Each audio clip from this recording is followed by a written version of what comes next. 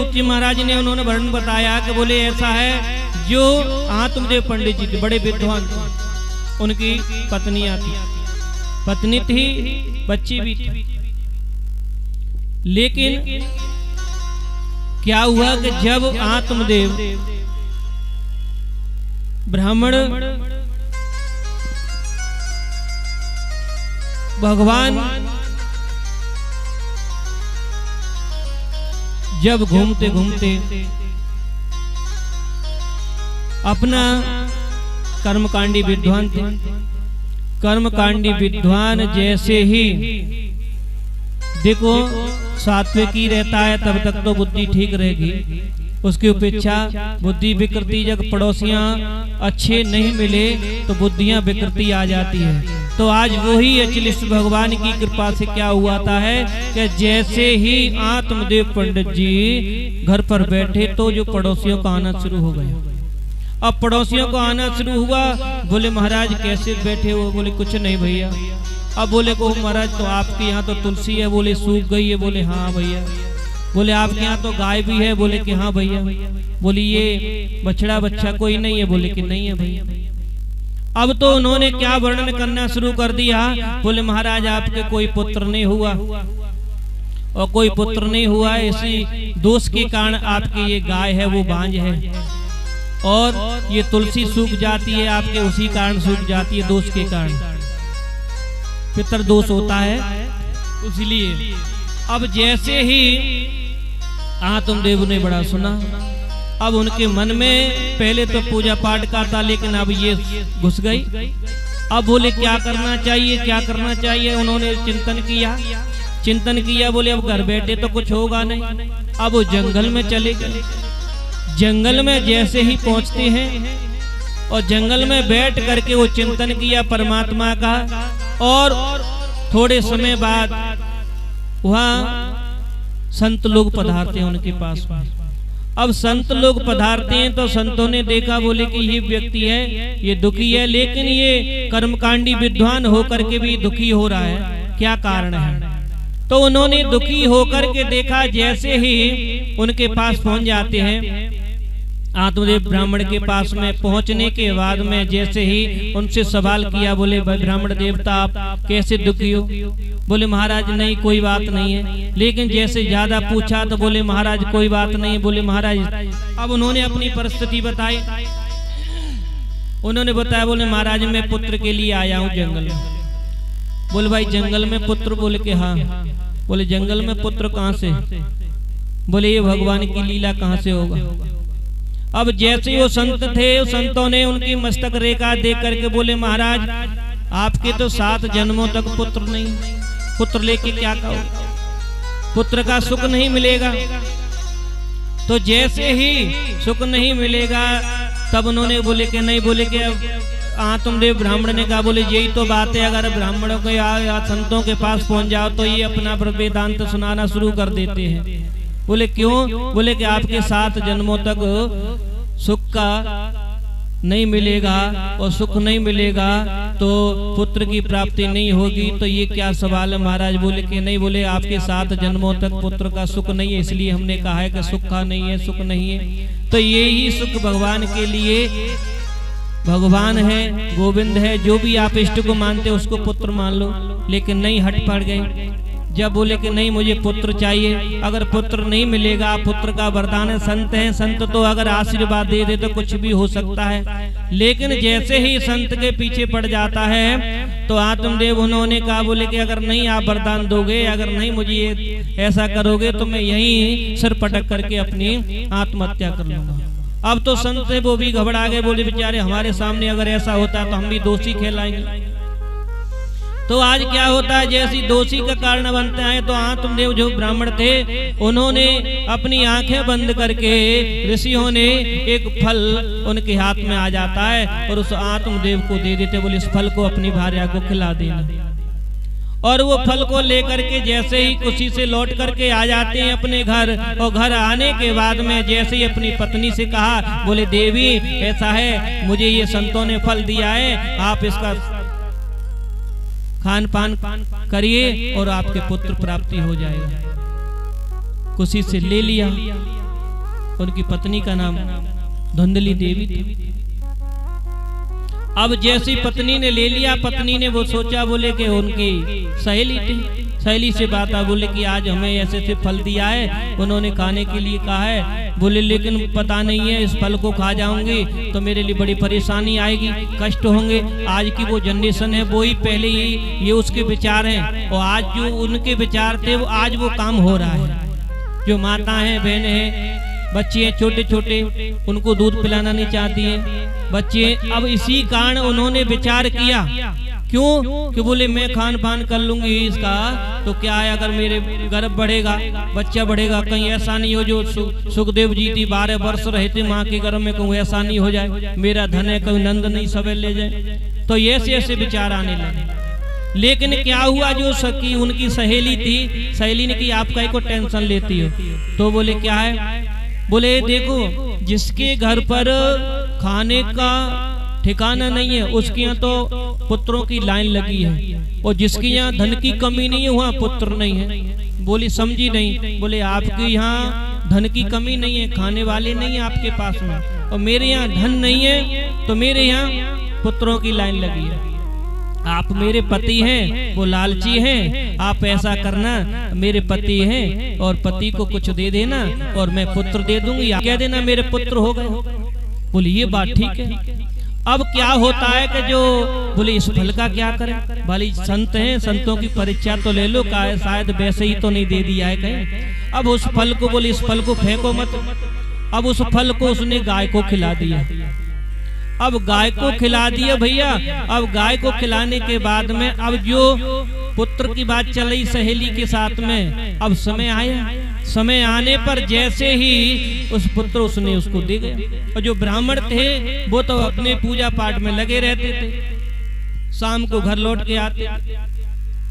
अब जैसे ही पति आते थे क्या करती थी पता है आपको, लोटा लेके जल का गेट पे खड़ी होती थी, मानो ये सती सावित्री यही है। तो हाँ तुम देखो, लेकिन ब्राह्मण जाने के बाद में वो पंचायत चालू हो जाती थी उनकी अड़ोसी पड़ोसियों से।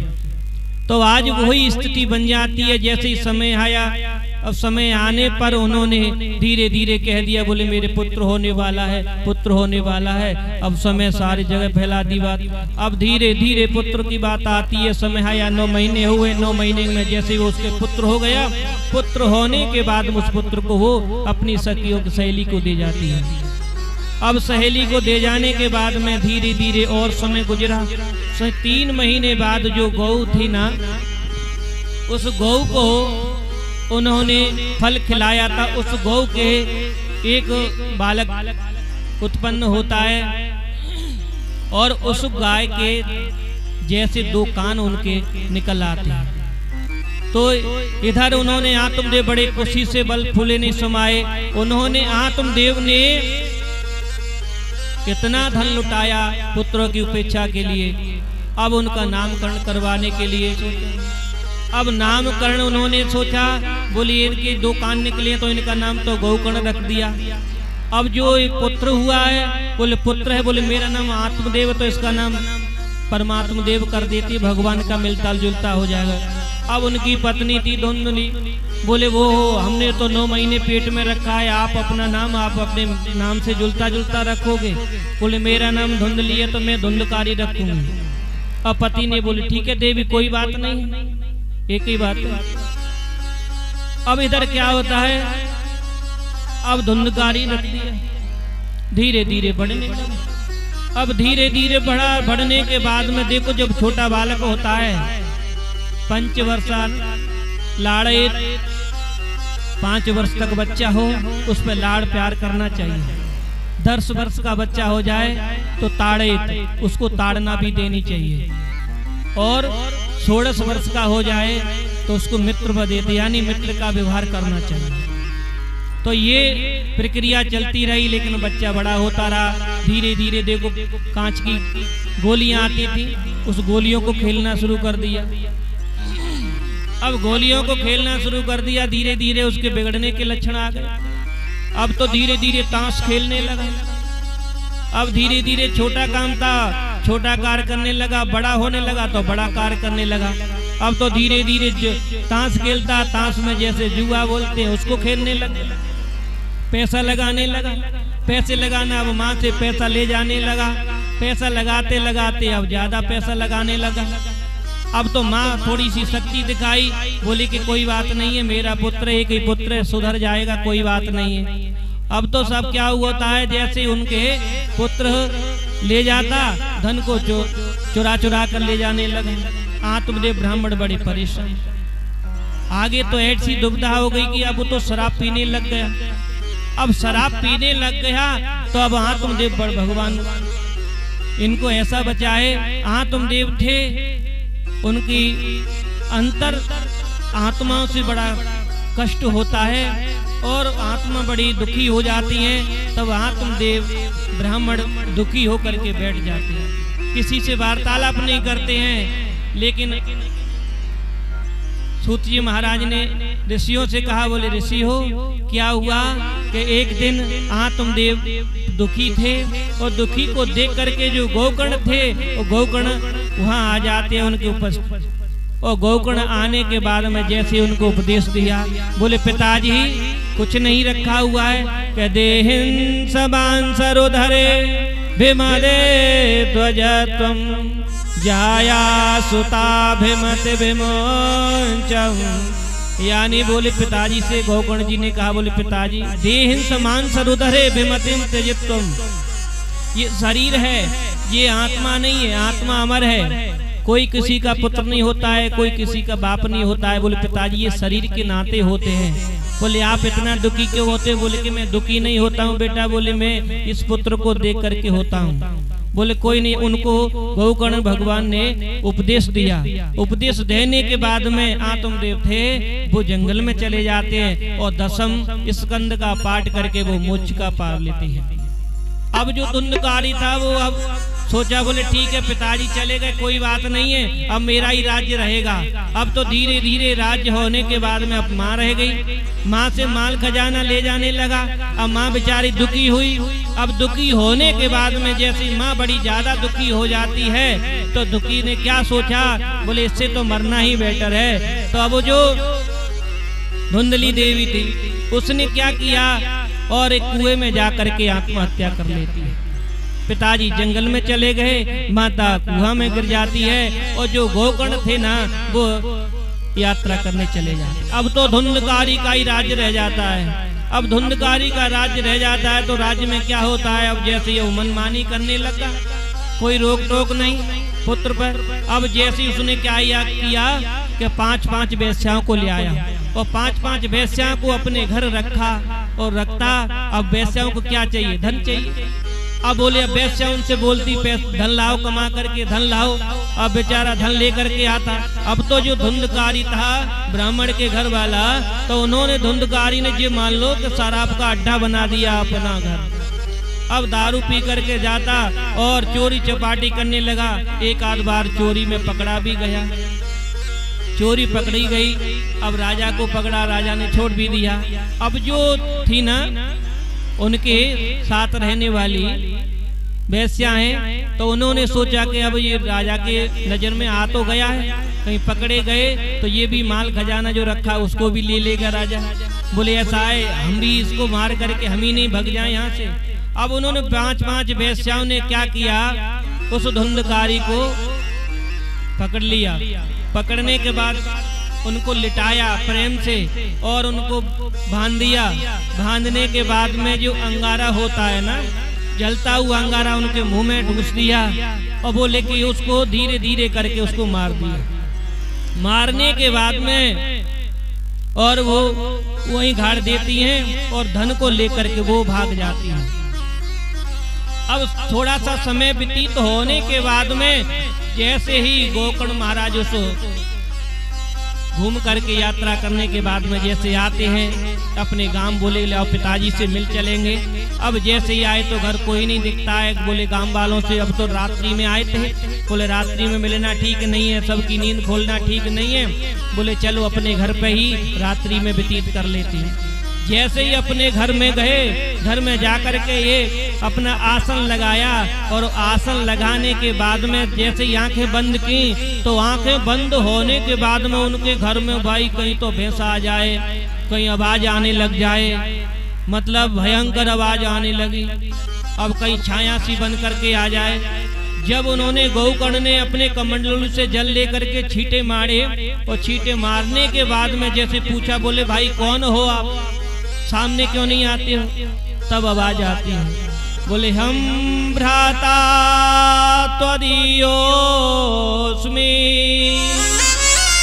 धुंधकारी ते नामता स्वकीय नैव दोषेता ब्राह्मणो नितराम गुरु। बोले महाराज हम भ्राता त्वदीयोऽस्मि धुंधकारी नामता, बोले मैं आपका भाई भ्राता धुंधकारी हूँ। बोले धुंधकारी आप? बोले हाँ महाराज। बोले आपका मैंने तो श्राद्ध वहाँ गया में कर दिया था, मैंने सुना था अगर गया में श्राद्ध किसी का हो जाता तो उसका बुच्छ हो जाता है। तब धुंधकारी ने कहा, बोले भैया मेरा एक बार नहीं, आप 1000 बार श्राद्ध करोगे तो भी मेरी मुक्ति होने वाली नहीं है। बोले क्यों? बोले बिल्कुल मैंने माँ को कष्ट दिया, पिताजी को यहाँ से भगा दिया और बेस्याओं के साथ मैंने गलत कार्य किया, तो इस तरीका से वो बोले तो बोले आपका विद्वान होते हुए भाई बोले आप कुछ उपाय सोचो। तब गौकर्ण ने बोले ठीक है आप अपने जगह पे जाइए। जगह पे जाने के बाद में बोले ठीक है। अब उन्होंने सोचा, चिंतन किया, चिंतन के बाद में आकाशवाणी होती है, बोले आप श्रीमद् भागवत बात में भागवत होनी चाहिए।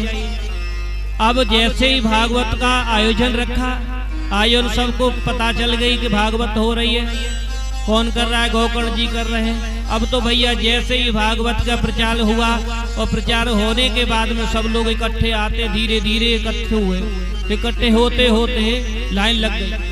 अब ऐसे ही अब जो धुंधकारी था ना, अब उसका शरीर तो है नहीं, अब कैसे सुने? अब कैसे सुने? तो उन्होंने क्या किया कि जो अपन 7 ग्रंथ वाली जो गांठ लगाते हैं बांस वाली, तो वो उसी के लिए वो लगा।